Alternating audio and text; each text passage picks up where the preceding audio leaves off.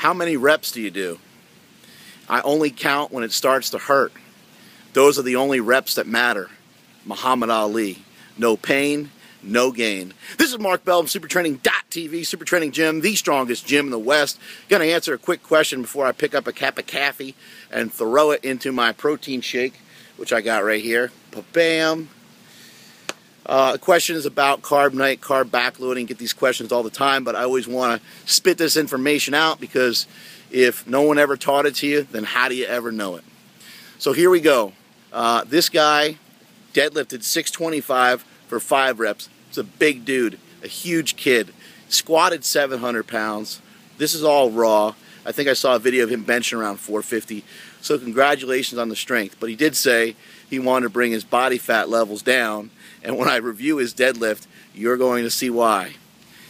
Anyway, congratulations on the strength. You're kicking some ass. I'll review your deadlift at another time. But speaking of the diet, what a lot of people don't understand or realize is that you really, when you're trying to lose body fat, when losing body fat is the goal, you're going to have to understand when you're going to lose about 20 pounds or more, there will be a loss in strength. So you'll have to be prepared for that. You have to be ready for that.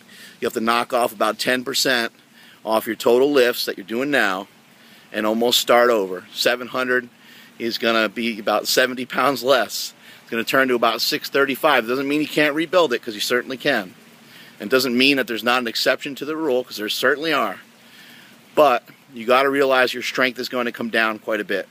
So that's one thing to think about. You might want to do a couple competitions real big, hit some huge numbers. Sounds like you're doing really good. 700-pound squat, almost a 700-pound raw deadlift, and creeping up into the mid to high 4s in the bench press. I would say stay big, my friend.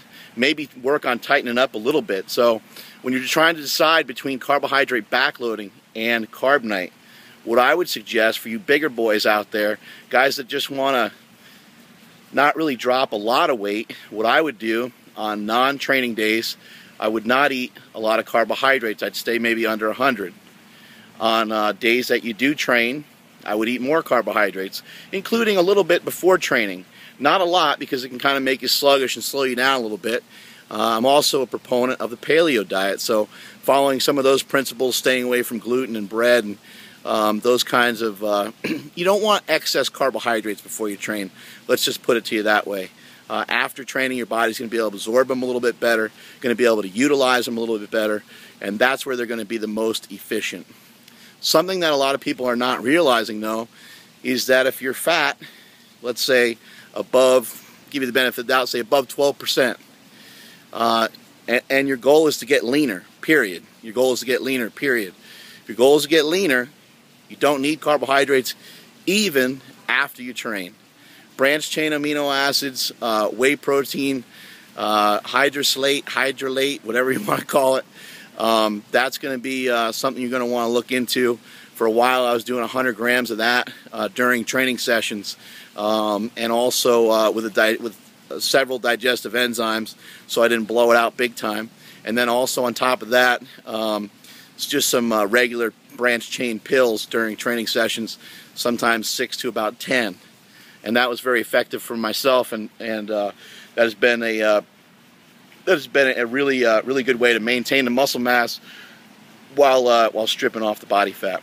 In your case, like I mentioned earlier, just on your non-training days, maybe about 3 days a week, go really low carb, maybe under 100, maybe even under 50, and get that body weight to come down. You can definitely lose 10 to 12 pounds without really losing much in terms of your strength, especially if it's done over the course of about 2 or 3 weeks.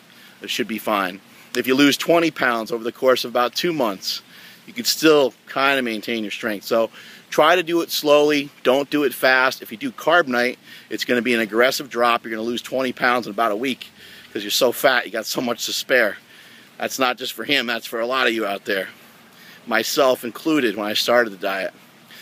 So that's the tips for the day. Strength is never a weakness, and that is it from SuperTraining.tv.